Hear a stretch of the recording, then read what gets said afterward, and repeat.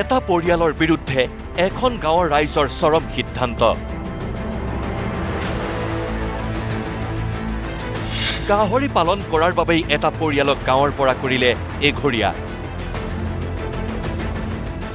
গাঁওবাসীয়ে বিশ্বকৰ্মা পূজাৰ নাম নললে দীপাংকৰ নাথৰ ঘৰত।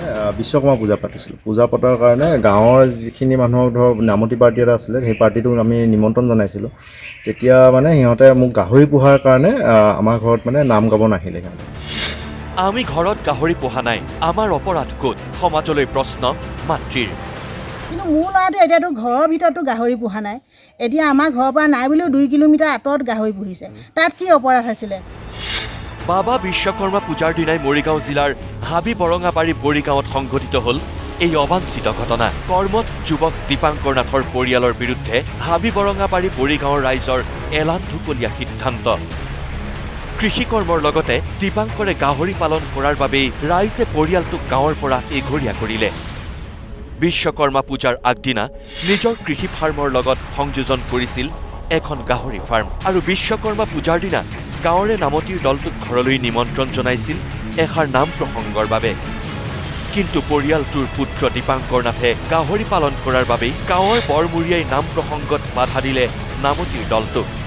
গাঁৱৰ পৰা এঘৰীয়া কৰি পৰিয়ালটোক দিয়া হ'ল চৰম শাস্তি।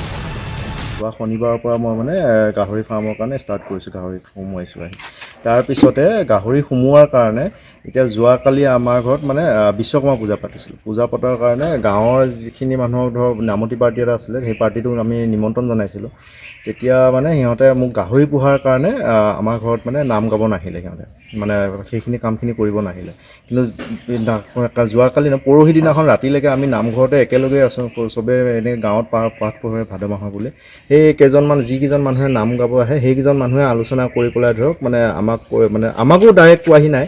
কিন্তু বস্তু হৈছে কি, সেই যিটো পাৰ্টিক নিমন্ত্ৰণ জনাইছিলে, সেই নিমন্ত্ৰণ কৰা পাৰ্টিটোক মানে সিহঁতে মানা কৰিছে যে আপোনালোকে তাত যাব নোৱাৰে, কাৰণ সিহঁতে গাহৰি পুহিছে।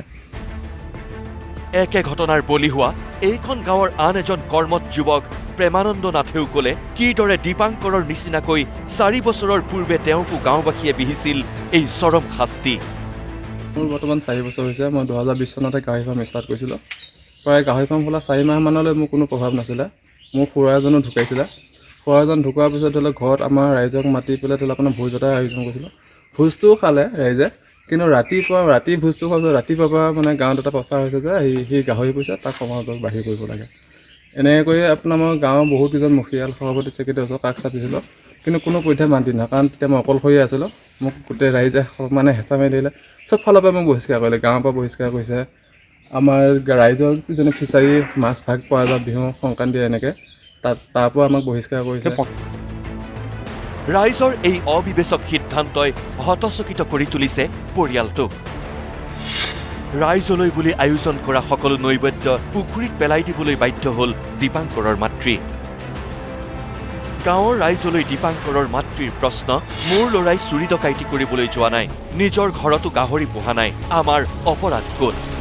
কিন্তু মোৰ ল'ৰাটো এতিয়াতো ঘৰৰ ভিতৰতো গাহৰি পোহা নাই, এতিয়া আমাৰ ঘৰৰ পৰা নাই বুলিও 2 কিলোমিটাৰ আঁতৰত গাহৰি পুহিছে। তাত কি অপৰাধ আছিলে? আৰু এনেকৈ ল'ৰা ছোৱালী কিবা এটা উন্নতি হওক বুলি পেলাইহে কৰিছে। আৰু মোৰ ল'ৰাটোৱেতো কাৰো চুৰ ডকাইত কৰিব যোৱা নাই, চুৰ কৰিছে জানো তাকে? আজি মোৰ ল'ৰাটো বাহিৰত, আজি ইমান বছৰ বাহিৰত থাকি পেলাই সি চাকৰি নকৰোঁ, গাঁৱলৈ আহোঁ, মোৰ লগতে আৰু 4টা পৰিয়াল উপকৃত হ'ব বুলিহে আহিছিলে ল'ৰাজন ঘৰলৈ। কিন্তু তেওঁলোকে সেইখিনি সুবিধা কিয় নিদিয়ে? একবিংশ শতিকাটো আৰু কিমান দিনলৈ চলিব এনে মানধাতাযোগীয়া নিয়ম? এলান ঢুকলীয়া সমাজ ব্যৱস্থাই দীপাংকৰ প্ৰেমানন্দৰ দৰেই এনে কৰ্মত যুৱকক হতাশ নকৰিবনে? কেমেৰা পাৰ্চন ৰঞ্জনৰ সৈতে মৰিগাঁৱৰ পৰা প্ৰাঞ্জল দাস, নিউজ লাইভ।